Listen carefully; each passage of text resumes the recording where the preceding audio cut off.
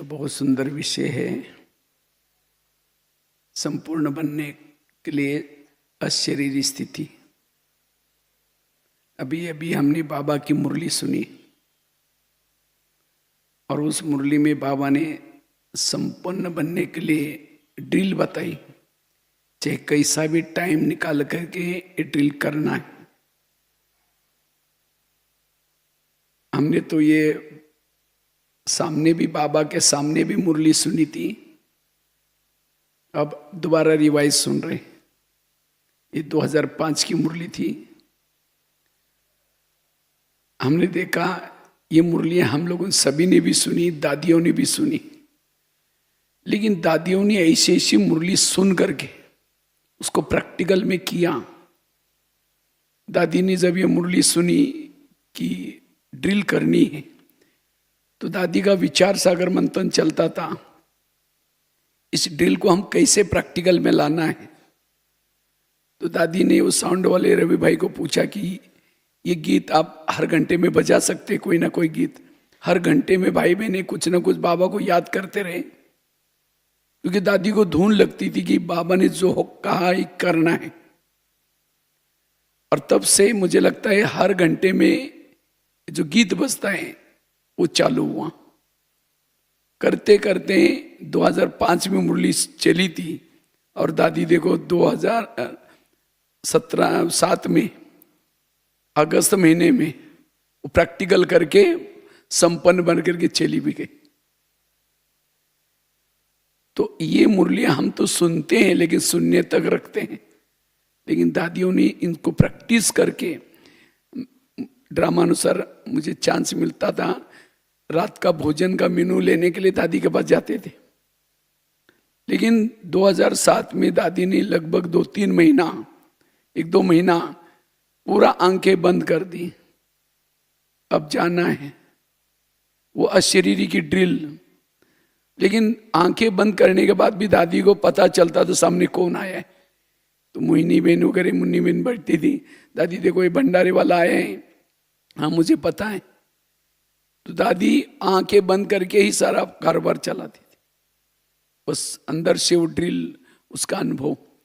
और करते करते तो हमें भी अगर कर्मातीत बनना है, ये अशरीरी ड्रिल, इस जैसे बाबा ने ब्रह्मा बाबा का भी अनुभव सुनाया, बाबा भी कर्मातीत बने। क्या अभ्यास किया? मैं आत्मा हूं, यशोदा आत्मा है। बाबा की एक डायरी मिली थी, उस डायरी में बाबा ने 2 बातों का पुरुषार्थ करके, एक बाबा ने ये आत्मा का पुरुषार्थ किया, दूसरा बाबा ने रोज अपना दरबार लगाया, कर्मेंद्रियों का दरबार। क्योंकि हमारा संगम युग का लक्ष्य क्या है? संपन्न बनना, संपूर्ण बनना, कर्मातीत बनना, बाप समान बनना। सत्युग का लक्ष्य अलग है। सत्युग का लक्ष्य क्या है? देवी देवता बनना, ऊंच पद प्राप्त करना। लेकिन जब तक संगम युग के लक्ष्य तक नहीं पहुंचेंगे तब तक सत्युग का लक्ष्य तो संगम की लक्ष्य की परछाई है, वो तो मिल ही जाएगा। जब आप कर्मातीत बनेंगे, संपन्न बनेंगे, पद ऊंचा मिलेगा। सत्युग के बारे में सोचने की जरूरत नहीं, लेकिन अब हमें संगम के लक्ष्य तक पहुंचने का ही पुरुषार्थ करना है। इसीलिए रोज की मुरली में भी बाबा ये आत्माभिमानी बनो, अशरीरी बनो, विधेयी बनो, इस पुरुषार्थ की तरफ ध्यान खिंचवाते। जैसे दुनिया के शास्त्र इकट्ठे करो, ग्रंथ इकट्ठे करो, भक्ति की सारी सामग्री इकट्ठे करो, पहाड़ बन जाएगा, लेकिन उसे हुआ कुछ नहीं। दिन प्रतिदिन विकार बढ़ते गए, क्योंकि भक्ति भी किसी लिए की? इन विकारों पर जीत प्राप्त करने के लिए, क्योंकि इससे हमें सुख शांति मिलेगी। उसके लिए कितना हमने गुरु किया, क्या क्या किया, आखिर अंधकार बढ़ता ही गया। आखिर बाबा को गीता के वचन अनुसार आना पड़ा ऊपर से, और बाबा ने आकर के क्या बोला, बच्चे तुम आत्मा हो बस। इसी एक पुरुषार्थ, ये हमने पहले दिन सुना, लेकिन लास्ट में हमें इसी का ही अनुभव करना है। और बाकी जो बीच की बातें हैं, चाहे सेवाएं हैं, चाहे जो रोज की मुरलियां सुनते हैं, ज्ञान सुनते हैं, ये सब किसी लिए, अशरीरी बनने के लिए। रिजल्ट हमें हमारी अशरीरी स्थिति चाहिए। ये जो बाबा ने 4 सब्जेक्ट भी रखे हैं, ज्ञान, योग, धारणा और सेवा, ये 4 सब्जेक्ट भी किसी लिए रखे हैं, अशरीरी बनने के लिए, विधेयी बनने के लिए। अगर ये 4 सब्जेक्ट हम करते भी हैं तो भी अशरीरी स्थिति नहीं है, इसके विधि में कुछ गड़बड़ी। हम रोज मुरली तो सुनते हैं, लेकिन मुरली सुनने के बाद भी मेरी आत्मिक स्थिति नहीं, अशरीरी स्थिति नहीं, इसका मतलब कई तो कहते हैं हम कभी मुरली मिस नहीं करते, रोज मुरली सुनते हैं। अगर मुरली सुनते तो भान क्या चाहिए, अशरीरी का भान चाहिए, आत्मिक भान चाहिए। अगर नहीं है, सुनने तक वो मुरली है, उसका स्वरूप नहीं बनेंगे। जो सुने हुए पॉइंट का स्वरूप बनता है, वो पॉइंट स्वरूप बन जाता है, वो आत्मा के स्वरूप में बन सकता है। इसलिए ज्ञान केवल सुनना नहीं, सुनने की केवल एक ही मार्क है। समझो मुरली का श्रीमत के हमको 10 मार्क मिलते हैं, सुनने की केवल एक ही मार्क है, उसको धारण प्रैक्टिकल करने के 9 मार्क है। और हम सुन करके खुश हो जाते हैं, आज की मुरली सुन ली। अच्छा, योग करते, योग भी किसी लिए करते हैं, आत्मिक स्थिति में रहने के लिए, अशरीरी बनने के लिए, विधेयी बनने के लिए। योग तो मैंने किया, लेकिन तो भी वो स्थिति नहीं है। योग में आपका शरीर बैठा था, मन बुद्धि कहीं भटक रही थी, मन बुद्धि यथार्थ बाबा के पास नहीं गई थी। तो योग का रिजल्ट भी अशरीरी स्थिति, विधेयी स्थिति। कई कहते हम रोज जो भी बाबा ने आज तक ब्राह्मण बनने के लिए जो धारणा बताई, सारी धारणाएं मेरे जीवन में है। पवित्रता की धारणा है, खान पान की धारणा है, सारी धारणाएं। अगर धारणा है तो मेरा भान क्या चाहिए, आत्मा का भान चाहिए। नहीं है, इसका मतलब वो धारणा दिखावटी है, एक्चुअली धारणा नहीं है। भले पवित्रता की धारणा है, लेकिन मनसा वाचा कर पवित्रता नहीं। सेवा भी करते हैं, सेवा किस लिए करते हैं, सेवाओं से हमको दुआएं मिलती हैं, और दुआएं हमें आत्मिक स्थिति में स्थित कराते हैं, दुआएं हमें खुशी में लाते हैं। लेकिन हम सेवा करते तो भी आत्मिक स्थिति नहीं है, उस सेवा केवल नाम मान श्यान की है, ड्यूटी समझ करके करते, उसी खुशी से, उसी उमंग से नहीं करते। तो ये 4 सब्जेक्ट का सारा है, अशरीरी बनना, विधेयी बनना, निराकारी बनना, बाप समान बनना। क्योंकि बाबा ने समान वालों के लक्षण बताया, जो बाबा के समान बनेंगे वो निर्विघ्न बनेंगे, वो निर्विघ्न रहेंगे, निर्विकल्प रहेंगे, निर्माण रहेंगे, निर्मल रहेंगे। इसलिए हमें इस अशरीरी का अनुभव करना, क्योंकि इस अनुभव में सच्चा सुख है। जिन्होंने अशरीरी का अनुभव किया है, उसको इस संसार की कोई भी चीजें आकर्षित नहीं कर सकती। वो सदा मुक्त रहेंगे, शरीर में रहते हुए भी मुक्त, बेफिक्र बादशाह रहेंगे। जो इस स्थिति में रहता है, शरीरी स्थिति में रहता है, वो निरंतर योगी बन सकता है, वो कर्म योगी भी बन सकता है। इसलिए दादी जानकी जी भी हर क्लास में क्या याद दिलाती थी, मैं कौन और मेरा कौन। जो इस स्वरूप में स्थिति में रहता है, वो सदा एवर रेडी है, वो सदा एवर रेडी, जाने के लिए तैयार बैठा है, वो संपन्न है, संपूर्ण है, उसकी आंखें खुली हैं, कान खुले हैं, देखते हुए भी न देखने की उसकी अवस्था रहेगी। और उसके जीवन में गुण और शक्तियां, जैसे आज बाबा ने जैसे कहा सहन शक्ति की कमी, महसूस करने की शक्ति की कमी, ये शक्तियां क्यों नहीं है? क्योंकि अशरीरी स्थिति नहीं है। जिसकी अशरीरी स्थिति नहीं है उसको कोई छोटी छोटी बातें सहन नहीं होगी। सहन करने का पुरुषार्थ नहीं है, पुरुषार्थ अशरीरी विधेयी बनने का है। जैसे बीज बोया ही नहीं, उसको पानी दिया ही नहीं, तो वृक्ष तो आएगा ही नहीं। अब जब वृक्ष ही नहीं होगा तो फल भी नहीं होगा।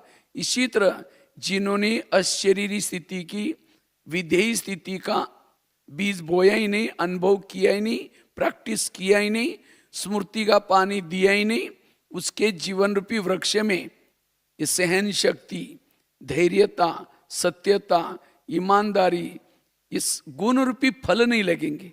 ये गुण एक्चुअली अशरीरी स्थिति के फल है। जब हम ये अशरीरी का अनुभव करते हैं ऑटोमेटिकली सहन शक्ति आती है,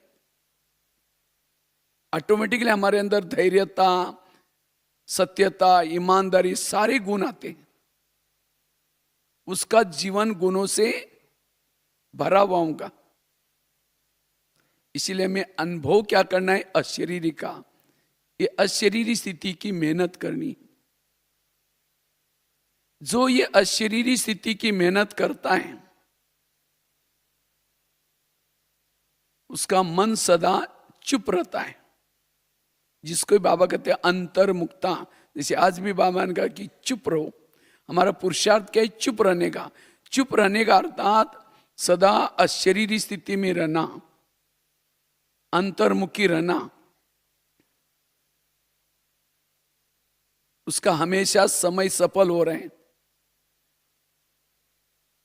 और जो इस अवस्था में रहता है उसके संकल्प में बल आता है, उसके वाणी में बल आता है, उसके दृष्टि में भी बल आता है।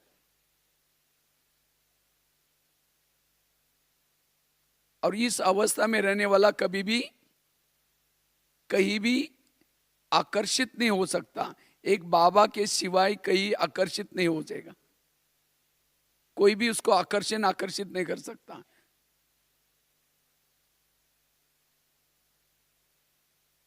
जैसे शास्त्रों में दिखाते हैं, राम और रावण का युद्ध चलता है। राम रावण का एक सिर काटता है, वो सिर तो कट जाता है, दोबारा जुड़ जाता है, फिर काटता है, फिर जुड़ जाता है। विभीषण आकर के राम के कान में 2-3 बातें सुनाता है, ये ऐसा नहीं मरेगा, उसके नाभि में तीर लगाओ। और जब नाभि में तीर लगाया तो रावण क्या हो गया? मर गया। उसके सारे गले भी कट गए। इसी तरह आज हम भी रावण को मारने में लगे। कोई 2 साल से, कोई 4 साल से, कोई 6 साल से।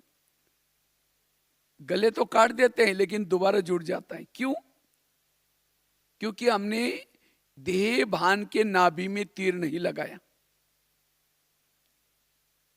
सबसे बड़ा बंधन है देह भान का बंधन। देह भान विकारों का मुख्य है, सरदार है। जिन्होंने देह भान को मारा, काम भी अपने मर जाएगा, क्रोध भी मर जाएगा, बाकी विकार संस्कार परिवर्तन होंगे। देह भान आने से सारे विकार आते हैं।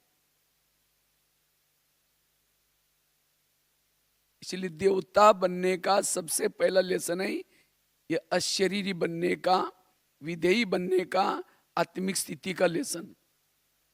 क्योंकि इसी लेसन से हमारे अंदर देवताओं के संस्कार और देवताओं की संस्कृति आएगी। बस एक हमें यही मेहनत करनी है और इसी मेहनत से, सारी मेहनत से हम छूट जाएंगे।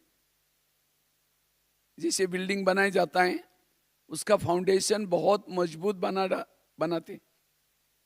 जितना खर्चा ऊपर होता है उतना नीचे फाउंडेशन में होता है।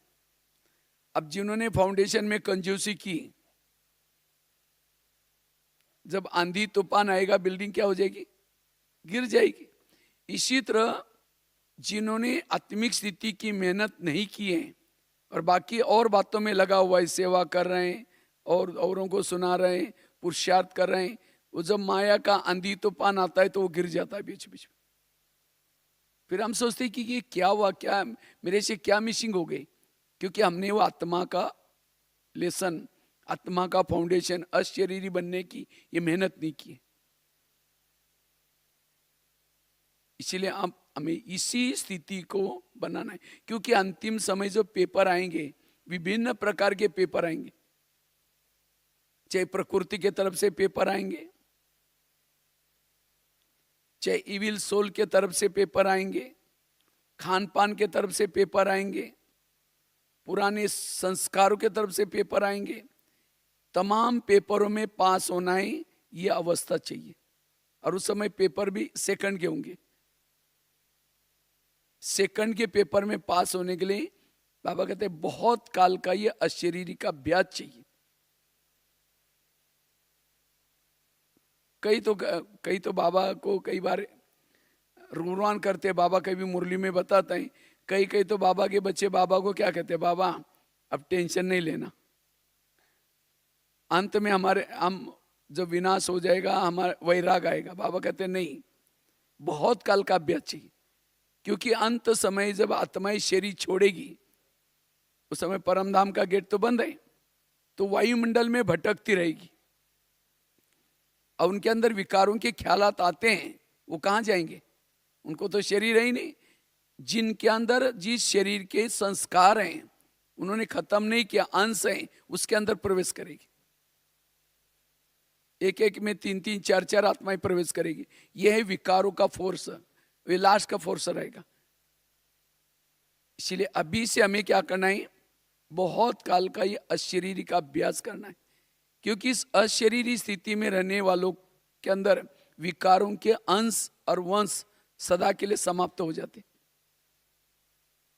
सीता के सामने जब रावण आता है वो तीली जला करके रखती है, माची जला कर रखती है, क्योंकि जब तिल्ली उसके पास आए रावण उसको टच भी नहीं करता। इसी तरह हम भी रावण के राज्य में रहते हैं, तो रावण से बचना है तो ये हमारी आत्मा की तिल्ली, ये अशरीरी की अवस्था सदा निरंतर बनी रहे।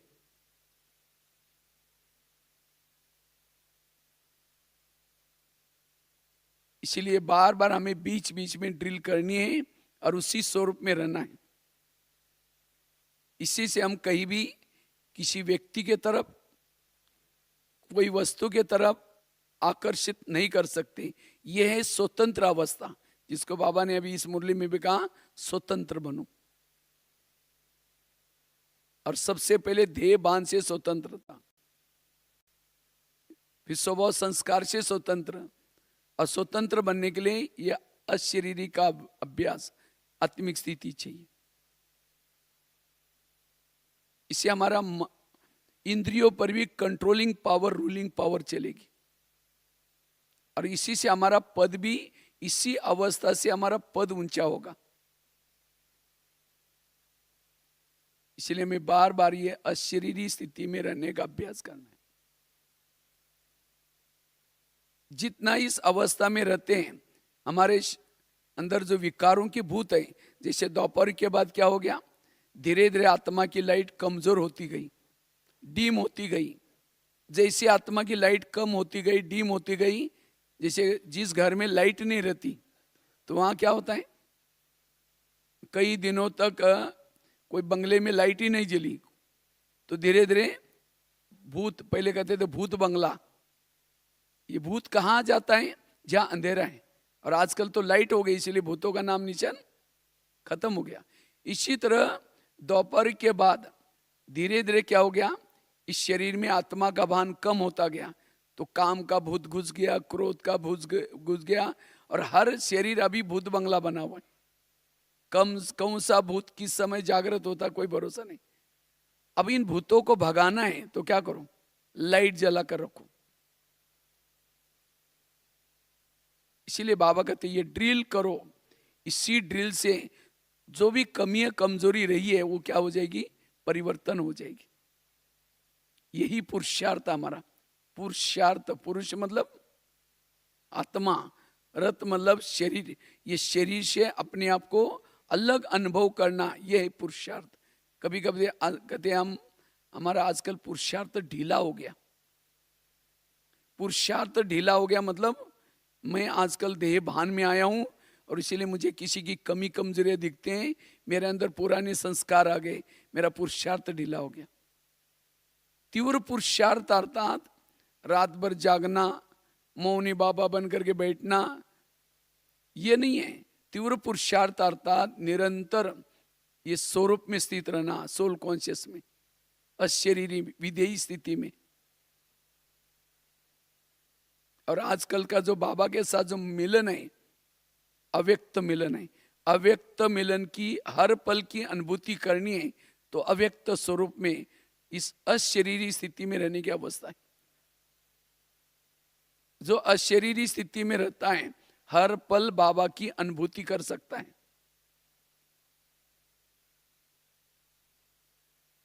इसलिए बाबा चाहे साकार मुरलियों में चाहे अव्यक्त मुरली में इस पुरुषार्थ की तरफ अटेंशन खिंचवाते हैं। इससे से हम संपन्न बनेंगे, संपूर्ण बनेंगे। संपन्न मतलब कुछ भी प्रकार का आकर्षण नहीं, कोई चाहना नहीं। गीत गाएगा अंदर से, पाना था सो पा लिया। लेकिन इस अवस्था की हमारी हमें अनुभूति हो, उसके लिए हमें क्या क्या पुरुषार्थ करना है, उसके लिए क्या क्या पुरुषार्थ करना है। उसके लिए सबसे पहली बात है, 3 बातें वर्तमान समय अनुसार हमें अंडरलाइन करनी है। एक तो अमृत वेला का योग, दूसरा क्लास के पहले जब हम अमृत वेला करते हैं, नहाते धोते हैं, उसके बाद सेंटर पर जाकर के क्लास के पहले आधे घंटे का योग, और तीसरा रोज की मुरली। ये 3 चीजें हमें सारा दिन अशरीरी स्थिति में सहज अनुभव कराएगी। अमृत वेला का योग, क्लास के पहले आधा घंटा योग, और तीसरा रोज की मुरली सामने आकर के क्लास में बैठ करके सुनना। ये 3 धारणा, क्योंकि इन 3 धारणा से हमारा मनोबल बढ़ता है, आत्मबल बढ़ता है। इससे हम सहज अशरीरी स्थिति का अनुभव कर सकेंगे।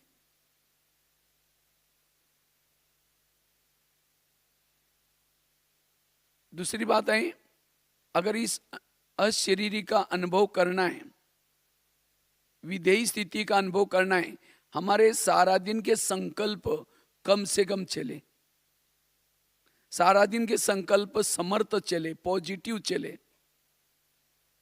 जिसके संकल्प कम चलते हैं, समर्थ चलते हैं, पॉजिटिव चलते हैं, वो अशरीरी स्थिति की अनुभूति करता है। समर्थ संकल्प, और समर्थ संकल्प के लिए जीवन में आने वाली हर चीज को पॉजिटिव लेना, सकारात्मक लेना। इससे ऑटोमेटिकली आपके अंदर सहन शक्ति आएगी, क्योंकि सहन शक्ति आपकी बड़ी बहन है और बाकी शक्तियां उसकी छोटी बहनें हैं। दैवी गुण शक्तियों के बच्चे हैं। लेकिन सहन शक्ति हमारे साथ आई, उसके लिए हमें हर परिस्थिति को पॉजिटिव लेना। क्यों लेना है? क्योंकि बाबा ने हमें कर्मों की घुई गति बताया, जो हुआ अच्छा ये सारा ज्ञान बताया। हमारे साथ जो कुछ हो रहा है ये कल पहले भी हुआ था और अभी भी हो रहा है। ये ड्रामा रिपीट हो रहा है। जब ड्रामा रिपीट हो रहा है तभी हम क्या करते हैं, ये क्यों करता है, इसने मेरे साथ ऐसा क्यों किया, ये मेरे साथ ऐसा क्यों होता है। इसका मतलब ड्रामा के ऊपर विश्वास नहीं। और ड्रामा कैसा है? कल्याणकारी है। जैसे वैसे तो हम 3 बाप के बच्चे हैं, लेकिन माँ कितने हैं? 4। ब्रह्मा, मम्मा, लौकिक माँ, ड्रामा। और माँ तो माँ होते हैं, माँ कभी भी बच्चों का बुरा, अगर बच्चा बीमार है माँ उसको दवाई पिलाती है। दवाई कड़वी है, बच्चा नहीं पीता, बार बार मुंह से चम्मच हटाने की कोशिश करता है, लेकिन माँ क्या करते हैं, उसका हाथ दोनों पकड़ करके फिर भी चम्मच ठूसेगी मुंह में। वो तंग नहीं कर रहे हैं, उसको पता है कि एक कड़वी दवाई जाएगी उसके मुंह में तो कई तकलीफें उसकी ठीक हो जाएगी। इसी तरह हम भी कोई कोई जीवन की कड़वी बातें चाहते नहीं है, ये दोबारा रिपीट ना हो जाए ऐसा लगता है, लेकिन फिर भी ड्रामा उसको रिपीट कराते हैं। क्यों? उस कड़वी बातों के पीछे कल्याण है। इसलिए जब जीवन में कोई निगेटिव बातें, कोई समस्या आती है, उसको पॉजिटिव लेकर के अपने संकल्पों को बचाओ, क्योंकि जिसके संकल्प बच जाते हैं उसकी शक्तियां बच जाती है और वो सहज समर्थ स्थिति की अनुभूति कर सकता है, वो अशरीरी स्थिति में रह सकता है। अगर संकल्प निगेटिव चलेंगे, योग में जब बैठेंगे योग भी नहीं लगेगा।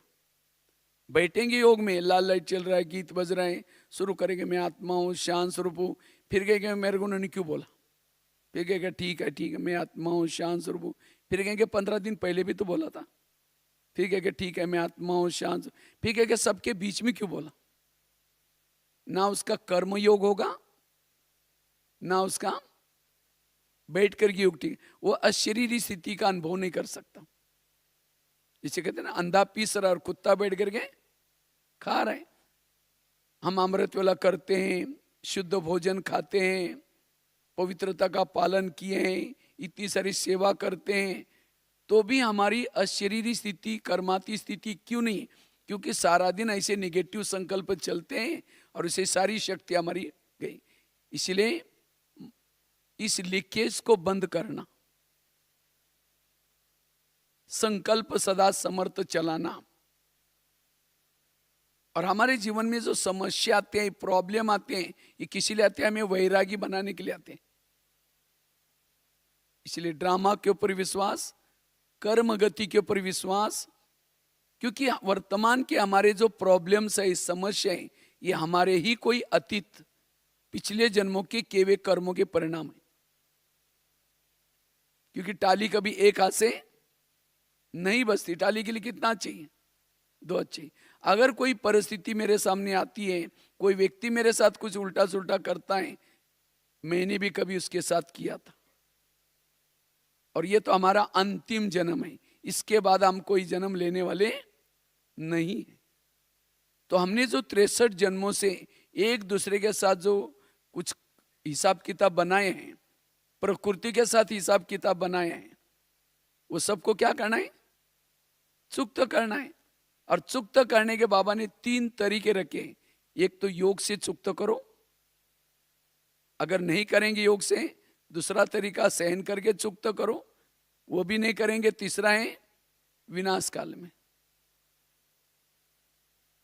जो विनाश काल में चुक्त करेगा वो मुक्ति में चला जाएगा, सतयुग त्रेता में नहीं आएगा, जीवन मुक्ति में नहीं आएगा। जो सहन करके चुक्त करता है पद कम होगा, बाकी आएगा जीवन मुक्ति में। और जो योग से करेगा वो जीवन मुक्ति में उच्च पद प्राप्त करेगा। इसलिए अगर कोई ऐसी बातें आती हैं, अच्छा मेरा बहुत सारा हिसाब चुक्त हो गया, समझ करके अपने संकल्पों को बचाओ। और जो संकल्पों को बचाता है, पॉजिटिव रहता है, वो सदा खुश भी रहता है। इसलिए संकल्प शक्ति को बचाने से अशरीरी स्थिति विधेयी स्थिति रहेगी। तीसरी धारणा है, अगर अशरीरी का अनुभव करना है, इस स्वरूप में निरंतर रहना है, उसके लिए पवित्रता की धारणा पक्की चाहिए। क्योंकि पवित्रता के बिना अशरीरी आत्मिक स्थिति का भान नहीं रहेगा। क्यों? पवित्रता, इसका क्या कनेक्शन है? जिसे पहले जमाने में एक चिमनी आती थी, दिया भी बोलते उसको, जब लाइट नहीं रहती थी घरों में उसको जलाते थे और उसके अंदर केरोसिन यूज करते थे, केरोसिन डालते थे और बीच में एक बाती रहती थी, माचिस लगाओ, फ्लेम जलती रहती थी। इसी तरह अगर उस दिए के अंदर, चिमनी के अंदर तेल ही नहीं है, अब माचिस लगाओ, वो फ्लेम जलेगी नहीं। इसी तरह ये हमारी अशरीरी स्थिति, आत्मिक स्थिति का तब भान रहेगा जब हमारे अंदर पवित्रता हो। ये शरीर के चारों तरफ से बैकग्राउंड बनाओ, एक दिया है, चिमनी है, और उसके अंदर दीपक है, आत्मा। ये दीपक तब जलता है जब हमारे अंदर पवित्रता अच्छी है। अगर पवित्रता नहीं, एक पांव पर खड़ा होकर के मैं आत्मा हूं आत्मा हूं आत्मा हूं कहते रहेंगे, वो अशरीरी का अनुभव नहीं होगा। और आजकल तो माया ने ऐसे ऐसे साधन बनाया, जैसे बाबा का ज्ञान डीप में जैसे नए नए खोज निकल रहे हैं, इसी तरह माया भी अपने खोज बना रहे। बाबा ने तो कितनी पवित्रता को मेंटेन रखने के लिए कितने धारणाएं बताई थी शुरू में। कोई मैगजीन्स नहीं पढ़नी है, कोई नॉवेल्स नहीं पढ़नी है, कोई गलत फिल्म नहीं देखनी है, कितने सारे नियम बना गए। माया भी कहती है अच्छा तुम्हारे बाबा ने तो बहुत नियम बनाए, ठीक है तुम तो थिएटर में नहीं आओगे, कोई बात नहीं, क्योंकि थिएटर में आएंगे तो ओम शांति का बैच देकर लोग कहेंगे अरे ये ओम शांति वाला थिएटर में कैसे आया। तो मैं खुद ही तुम्हारी जेब में आती हूँ। आजकल मोबाइल सबके पास है, और ऐसा भी नहीं कि यूज नहीं करना, क्योंकि मोबाइल के अंदर मुरली है, मोबाइल के अंदर सेवा है, मोबाइल के अंदर सारा बिजनेस है, सब कुछ यूज करना है, लेकिन उससे सावधान। थोड़ा भी उसको कुछ हवा पानी मिल जाता है, पुराने संस्कार जागृत हो गए, पवित्रता भंग। अब जब पवित्रता ही नहीं तो अशरीरी की दिल कैसे कर सकेंगे, वो आत्मा का अनुभव कैसे कर सकेंगे। इसलिए हमें ये एक प्रकार का चक्रव्यूह है। चक्रव्यूह अर्जुन के लिए नहीं बनाया था, किसके लिए बनाया था? अभिमन्यु।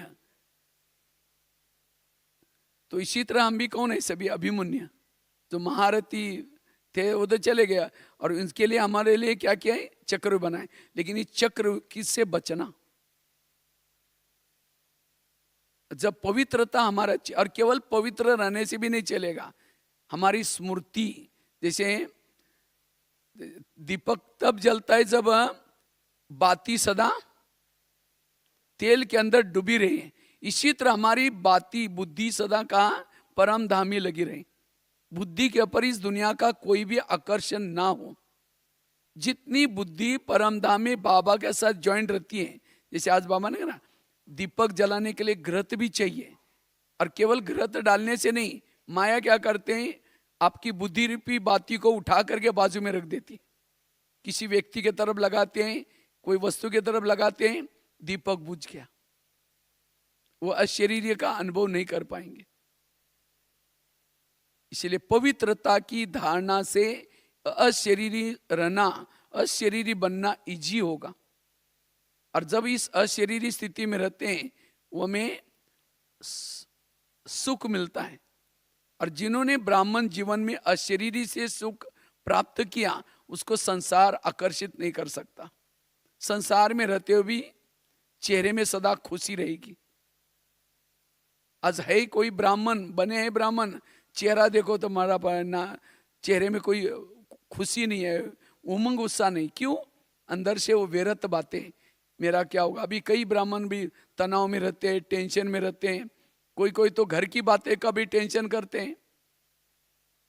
इसलिए बाबा के ऊपर विश्वास, सदा पॉजिटिव रहना और सदा पवित्रता की पालना। 3 धारणा बताई। पहली बताई अमृत वेला का योग, क्लास के पहले आधा घंटे का योग। हमने देखता आजकल, मैं कई सेंटर पर हम लोग जब जाते रहते हैं तो देखते हैं कि क्लास में आजकल भाई बहने सीधा आकर के मुरली सुन के जाएंगे, क्लास के पहले योग ही नहीं करते। जैसे मधुबन में भी नियम है, देखो आधा घंटा क्लास के पहले योग चलता है। क्लास के पहले, क्योंकि हमें संगठन का योग कब मिलता है? संगठन का योग केवल क्लास के पहले ही मिलता है। और क्लास के पहले जब योग करके आप मुरली सुनेंगे, वो मुरली के अंदर बाबा क्या क्या बताता है, उसके अंदर एकाग्रता आते हैं, उस एकाग्रता से ध्यान से मुरली सुन सकेंगे। और क्लास के पहले योग करने से सेंटर का वायुमंडल पावरफुल बन जाता है। जब सेंटर का वायुमंडल पावरफुल है तो एक दूसरे की, ब्राह्मणों की किसी की कमियां नहीं दिखाई पड़ेगी, सब अच्छे नजर आएंगे। इसीलिए हमें क्लास के पहले योग और साथ में अमृत वेला का योग और दूसरा मुरली भी कहाँ सुननी है? सेंटर पर। आजकल कईयों को तो ऑनलाइन में सुनेंगे, भले ऑनलाइन में सुनो, लेकिन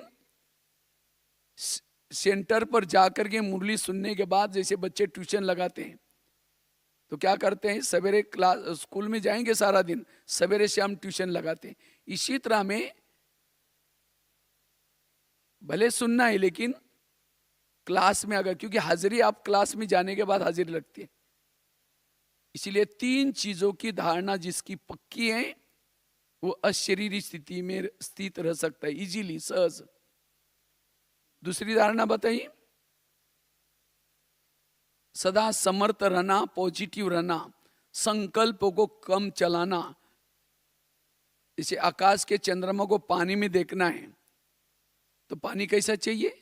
स्थिर चाहिए, स्वच्छ चाहिए। परम धाम के बाबा को मन में देखना है या अपनी आत्मिक स्थिति की अनुभूति करनी है, मन हमारा स्थिर चाहिए, स्वच्छ चाहिए। इसे सहज ही हम आत्मा अनुभूति कर सकते हैं, अशरीरी स्थिति का अनुभव कर सकते हैं।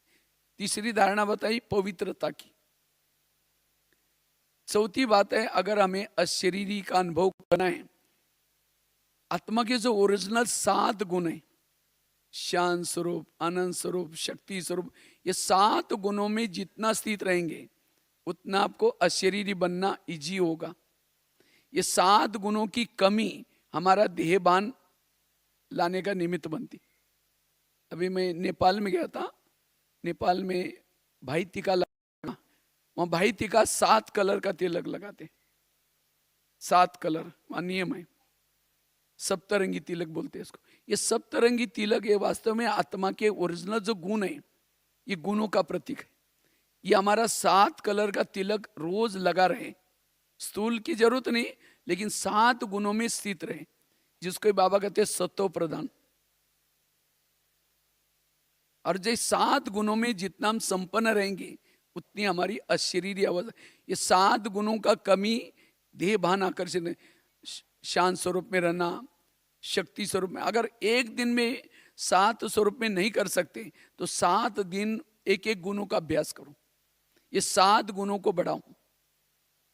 ये 7 गुणों ये हमें संपन्न बनाएंगी, संपूर्ण बनाएंगी, अशरीरी बनाएंगी। 5वीं धारणा है, अगर इस स्वरूप का अनुभव करना है उसके लिए निरहंकारी बनकर के रहने की आवश्यकता है। निरहंकारी, जब तक निरहंकारी नहीं है तब तक ये अशरीरी निराकारी स्थिति नहीं आ सकती। बाबा ने इसी मुरली में कहा ना, आपके पास जो भी गुण है, कलाएं हैं, ये किसकी देन है? ये बाबा की देन है। अमानत में ख्यान में नहीं लाना, ये तो आपको यूज करने के लिए दिए हैं। शरीर भी हमने किसको दिया है? बाबा को दिया हुआ है। हमें केवल अभी इसको सेवा के लिए, अब उसी शरीर का दुरुपयोग करेंगे तो अमानत में क्या किया? इतना ही नहीं, कला भी है, किसकी देन है? बाबा की देन। मैंने खुद, जैसे अभी बहन जी ने अनुभव सुना रहे थे मेरा, मैंने खुद अपने लाइफ में देखा। लौकिक में एकदम गांव में रहते थे, 11 साल स्कूल भी नहीं गए थे, एक बार कपड़े डाले फटने तक निकालते भी नहीं थे। तो 11 साल के बाद हमारे खेती से एक रोज बच्चा जाता था, मैं सोचता ये कहाँ जाता है, उस बच्चे के पीछे पीछे गया। एक मंदिर में स्कूल लगती थी, हमने कहा सर मुझे भी पढ़ना है, तो टीचर ने मना किया, अब तो बड़े हो गए, थोड़ी पढ़ सकते हैं। मैंने कहा सर मुझे कोई सर्टिफिकेट नहीं चाहिए, मुझे कोई मेरी हाजिरी भी नहीं लगाना, मुझे क सीखना है। तो मेरी लगन दे करके टीचर कहता है ठीक है कल से आऊँ। तो टीचर ने पहले दिन 5वीं कक्षा वालों के साथ बिठाया। तो रोज अब जाना शुरू किया। घर वालों ने पूछा रोज तुम कहाँ जाते हो? हमने कहा स्कूल में जाता हूँ। कहा कि स्कूल क्या होता है? हमने कहा उसमें पढ़ते हैं, नौकरी। कहा कि अपने पैसा नहीं जाना। मैंने कहा मैं बिना पैसे का पढ़ूंगा। तो कहा कि ऐसे पढ़ना है तो भले जाओ। तो मैं क्या करता था, रोज सवेरे जल्दी उठता था, वहाँ हमारे घर के आसपास में बहुत सारे नीम के पेड़ होते, तो 1-2 महीना साल में वो नीम के बीज आते हैं, तो उसको इकट्ठा करता था। इकट्ठा करके उसको बाजार में बेचते थे। वो नीम का कुछ साबुन या तेल भी बनता है। फिर वहाँ बबुल के पेड़ आए, उसके ऊपर चढ़ करके गम निकालते थे, उसको बेचते थे, और उसी पैसे से पढ़ाई किया। 7वीं कक्षा में बोर्ड की परीक्षा थी। टीचर ने कहा तुम डायरी पेन नहीं लाते, कल से नहीं आओ। अब सोचा क्या करेंगे, तो मैं क्या करता था, रद्दी से पुरानी डायरी लाता था, और पुरानी डायरी को पानी से धुलाई करता था। पहले स्याही से लिखते थे, धुलाई करके धूप में सुखा करके फिर लिखता था। तो एक दिन आया 9वीं कक्षा में, उसी डायरी में एक ब्रह्मा कुमारी का किताब मिला और उसी से बाबा के ज्ञान में आए। तो उसमें अंदर 3 लोग का चित्र देखा, मेरे को बहुत अच्छा लगा, क्योंकि 8 दिन पहले टीचर ने एक लेसन पढ़ा था, मनुष्य चांद तक गए, आर्मस्ट्रांग, नील आर्मस्ट्रांग। लेकिन मैंने जब ये किताब देखा तो उसमें चांद से भी पार ब्रह्मा बैठा है, विष्णु बैठा है, ऊपर शंकर जी, और उससे भी पार ज्योति बिंदु। तो मैंने सोचा यहाँ तो कोई वैज्ञानिक गया होगा, तब तो जाके चित्र बनाया। मैंने क्या किया, सर को चित्र दिखाया। हमने कहा सर आपने उसी दिन कहा था कि मनुष्य चांद तक गए, आर्मस्ट्रांग, नील आर्मस्ट्रांग पहला कदम रखा, लेकिन इसके पार कौन कदम रखा वो तो बता ही नहीं आपने। तो टीचर ने बाजू की सारी लिखत पढ़ी, कहता है नहीं छोड़ो, इसका कोई क्वेश्चन परीक्षा में नहीं आएगा। हमने कहा सर पढ़ाई केवल क्वेश्चन आंसर लिखने के लिए थोड़ी पढ़ते हैं। तो मैंने प्रिंसिपल को जाकर पूछा है, उन्होंने भी वही जवाब दिया। तो मैंने क्या किया, गांव में जो भी लोग थे, लोग पढ़े लिखे थे, उनको जाकर पूछता था, ये सभी कहते थे छोड़ो इसका। तो मैंने क्या किया, उसके ऊपर एक ब्रह्मा कुमारी का एड्रेस था नागपुर का, नागपुर से मराठी लिटरेचर छपता था, वहाँ एक पत्र लिखा 15 पैसे का, आदरणीय ब्रह्मा कुमारी, आप लोग तो चंद्रमा से भी पार गए, लेकिन आप लोगों ने अपना नाम जागरूक में क्यों लिखवाया, प्रश्न भेजा। तो वहाँ से मुझे एक पत्र आया, आप 10 रुपये भेजे, इसके बारे में जानकारी देंगे। तो मेरे पास 10 रुपये तो था ही नहीं, तो मैंने कुएं से ला करके पानी बेचा, 2 पैसा 3 पैसा, और उसी से मैंने क्या किया, 10 रुपये 6 महीने में इकट्ठा हो गया और उसको मनी ऑर्डर से भेजा। और वहाँ से हर महीने में किताब आता था, हर महीने में किताब आता था, आत्मा क्या है, फिर दूसरे महीने में परमात्मा क्या है। तो वो उस अनुसार मेडिटेशन करना, योग लगाना शुरू किया। तो उसके बाद तब तक मेरी 10वीं पूरी होगी, 10वीं में बोर्ड में फर्स्ट नंबर लिया। 10वीं के बाद ITI का कोर्स करने के लिए बड़े शहर में गए थे। तो वहाँ 1 साल के बाद तो वहाँ एक पाठशाला मिली। जिस दिन मैं पाठशाला में गया था वहाँ मुरली चल रही थी, बच्चे तुम आत्मा हो। ये पहला ही लेसन में, ये जब मैंने पहले दिन पाठशाला में गया था, यही मैंने पूरी मुरली इसी के ऊपर। तो मुझे लगा यहाँ का मुख्य लेसन आत्मा का। मैं बाहर जाकर के अपने हाथ पर भी लिख करके रखा है, मैं आत्मा हूँ, इधर लिख कर रखा उस समय। उसके बाद मैंने क्या किया, हर घंटे का चार्ट लिखना शुरू किया, हर घंटे में चार्ट लिखता था। मैं ग्राफिक बनाना शुरू किया, हर घंटे में ग्राफ बनाता था, मैं आत्मा कितना परसेंटेज स्थिति रही, तो हर घंटे में चेक करते थे। और उसे पहले तो मैं कोई भी पुलिस वालों को देखता था और डरता था, 2 शब्द नहीं बोल सकता था। लेकिन धीरे धीरे कई बार जब मैं पाठशाला में आता था, लास्ट में बैठता था, पाठशाला में फटा हुआ कुर्ता था, ऐसा पकड़ करके बैठता था। कभी कभी बहनें कहती थी बेचारा गरीब बच्चा, ये 2 शब्द भी नहीं बोलता, पता नहीं सतयुग में आएगा नहीं आएगा, ऐसा ऐसे बोलते थे। तो फिर भी मैंने ये सोचा कि नहीं, बाबा ने चुना हुआ है, मतलब कुछ तो विशेषता होगी। तो जब मधुबन में आने की बारी आई तो बहन जी को कहा, बहन जी मुझे मधुबन में जाना है। तो कहा कि तुम गरीब बच्चा, तुम एक ही ड्रेस पहनते हो और तुम्हारे पास कपड़े भी नहीं, तुम वहाँ जाकर करोगे क्या, तुमको क्या आता है। और सचमुच मेरे पास कुछ विशेषता थी नहीं, लेकिन तो भी मैंने लगा कि मुझे मधुबन में जाना है। तो मैंने उस समय मेरा ITI पूरा हुआ था। तो एक दिन मुरली में क्या सुना, बाबा कहते बच्चे योग से असंभव बातें क्या होती हैं, संभव। तो मेरा ITI पूरा हुआ था, मैं सोचा जब तक जॉब के लिए कॉल आएगा तब तक योग करते हैं।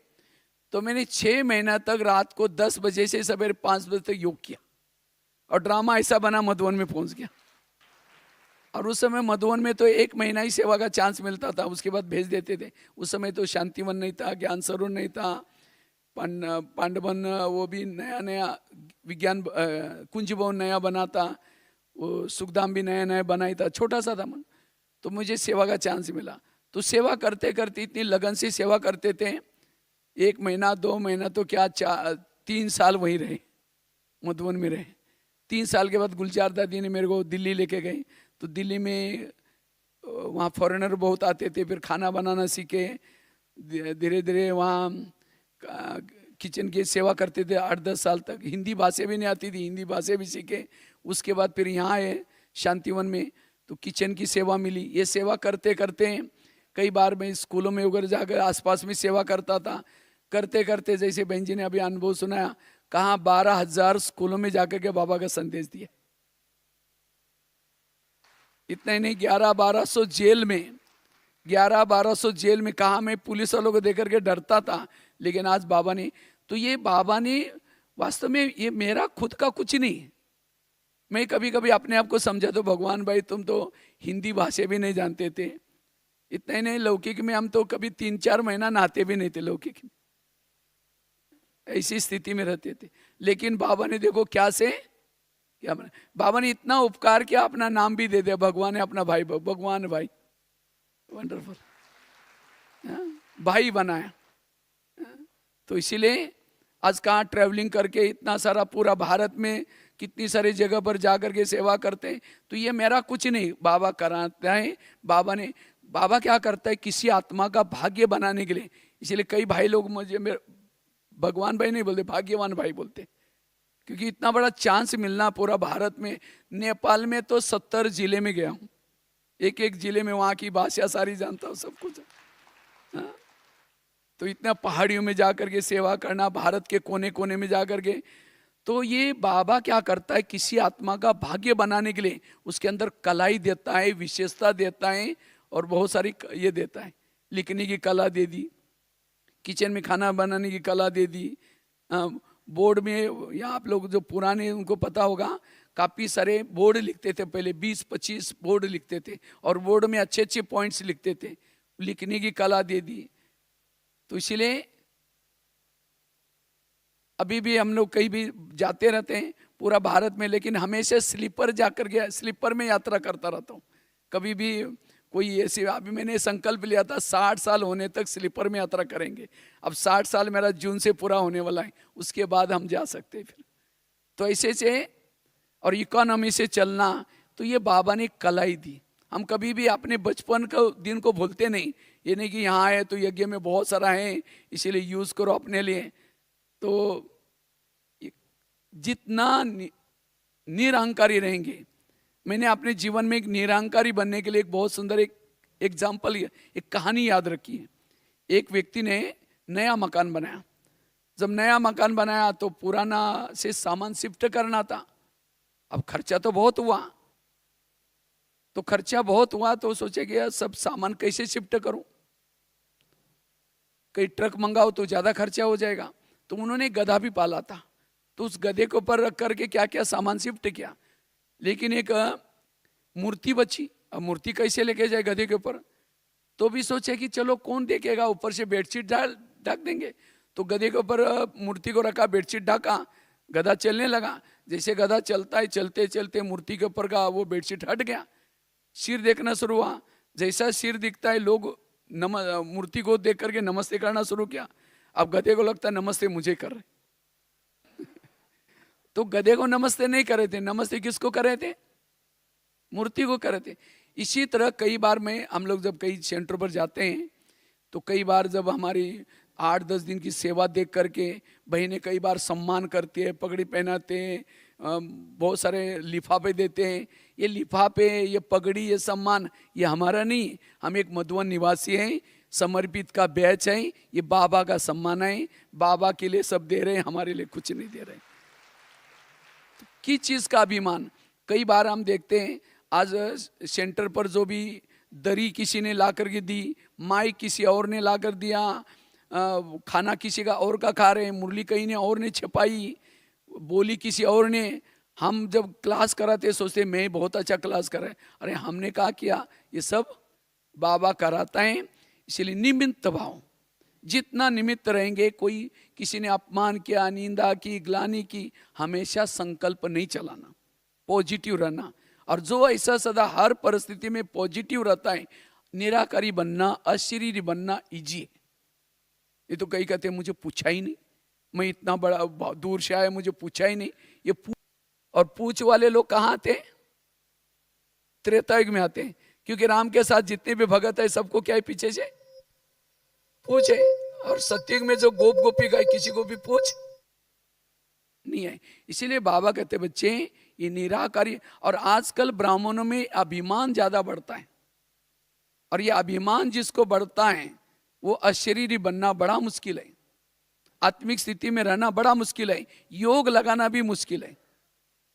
जब योग में बैठेंगे वही सारी बातें आएंगी, पूछा ही नहीं, ऐसा हुआ, फिर औरों को सुनाएंगे, पर चिंतन करेंगे, प्रदर्शन करेंगे। चलो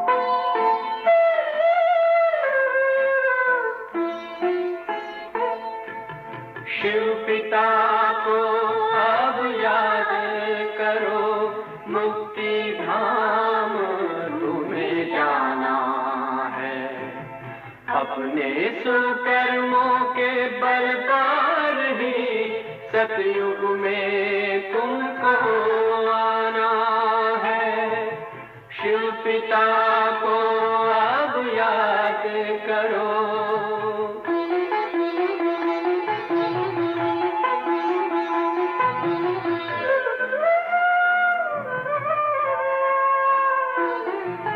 ये संगम का स्वर्णिम युग है, शिव पिता फिर से आया है। ब्रह्मामुख से शिव बाबा ने वही गीता ज्ञान सुनाया है। कलयुग का अंत अब आया है, विकराल विनाश खड़ा आगे। अब हम सबका शिव पिता ने बतलाया है। शिव पिता को अब याद करो।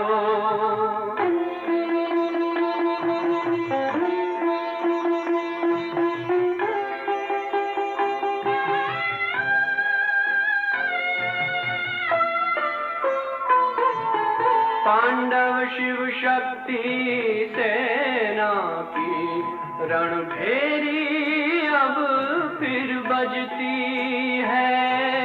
शिव बाबा के ज्ञान से फिर माया को मार भगाना है। शिव पिता को अब याद करो, सतयुग में तुमको आना है। शिव पिता को अब याद करो, मुक्ति धाम तुम्हें जाना है। अपने सुकर्मों के बल पर ही सतयुग में अब तुम्हें आना है। धाम में तुम्हें सतयुग में अब तुम्हें आना है। धाम में तुम्हें जाना है।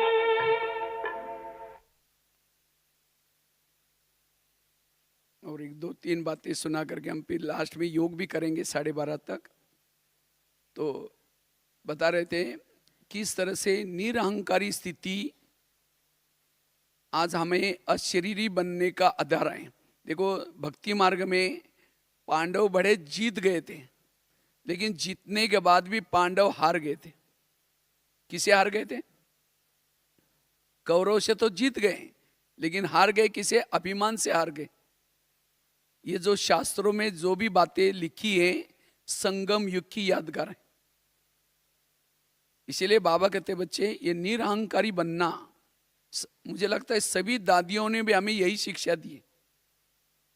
मम्मा ने कहा हुक्मी हुक्म चला रहा है करण करावनहार। ब्रह्मा बाबा ने कहा निराकारी बनो, निर्विकारी बनो, निरहंकारी बनो। क्योंकि इस ज्ञान मार्ग में जितना आगे बढ़ते हैं, जितना सफलता मिलती है, ये अभिमान आना शुरू हो जाता है। इसलिए बाबा कभी कहते हैं मेरे अच्छे अच्छे बच्चे थे, अच्छे अच्छे बच्चे थे, ज्ञान योग करते थे, लेकिन आज वो यहां से चले गए और जाकर के बाहर डिसर्विस कर रहे हैं।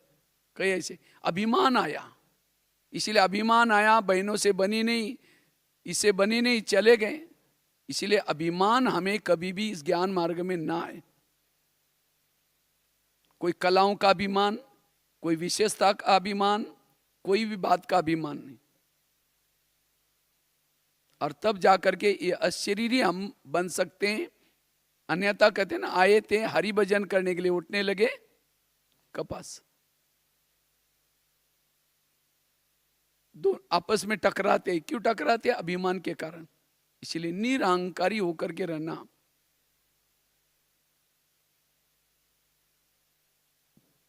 चार धारणा बताए। पांचवी धारणा है, अगर मुझे अशरीरी का अनुभव करना है, विधेय स्थिति का अनुभव करना है,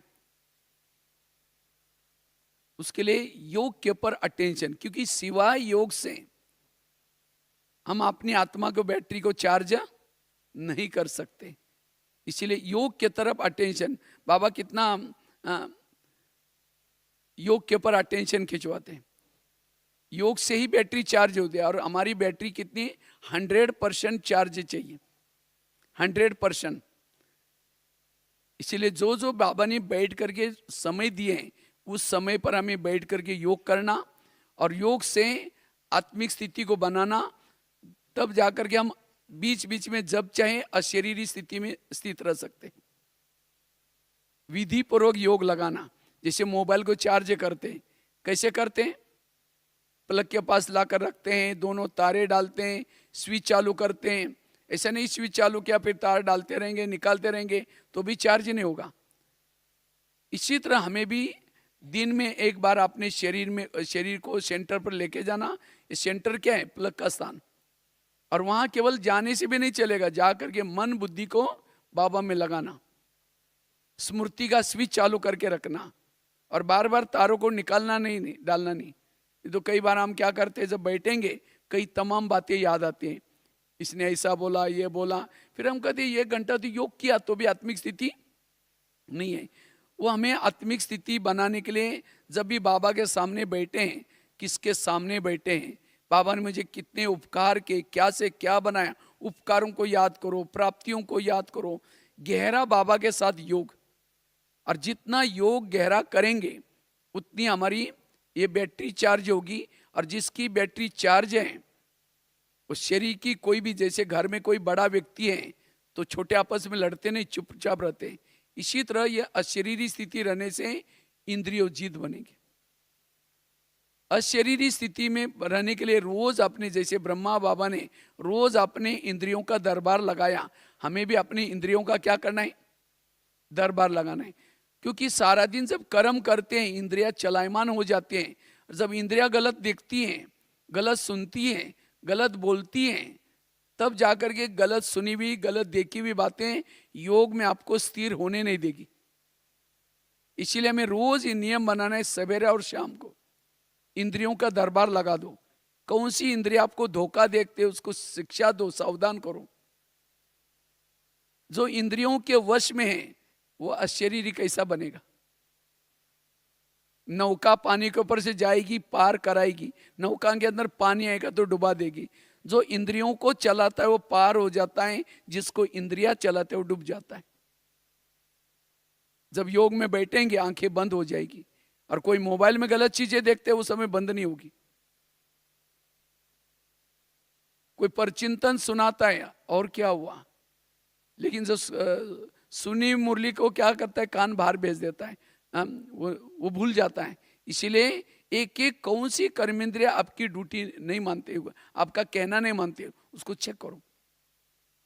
और उस इंद्रियों का दरबार जितना लगाएंगे उतना फिर व्यर्थ योग के समय नहीं आएगा। इससे हम अशरीरी बनना इजी होगा।